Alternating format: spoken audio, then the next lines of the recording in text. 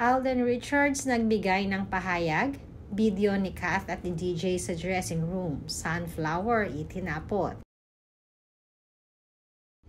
Gumawa nga ng ingay ang mga naging pahayag ni OG Diaz kamakailan sa kanyang YouTube channel dahil na rin sa di umano'y nag-ninja moves itong si Daniel Padilla nang puntahan niya si Catherine Bernardo sa loob ng kanyang dressing room nitong nakaraang Christmas special ng ABS-CBN.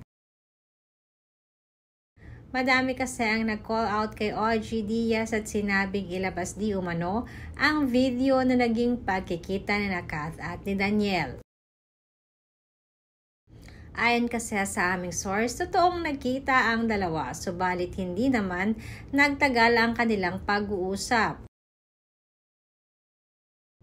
Totoo din na may mga pa-sunflowers pa itong si Daniel pero hindi na ito tinanggap pa ni Catherine. Madaming Kathleen fanatics ang umangal sa balitang ito at sinabing huwag na di umano pang guluhin ni Daniel kung anumang meron si Catherine ngayon.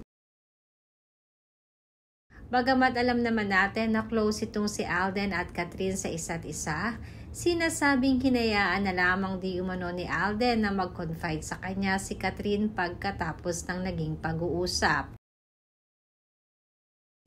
Siya naman daw ay nakikinig lamang kay Catherine dahil iginagalang di umano ni Alden kung ano man ang gusto ni Catherine.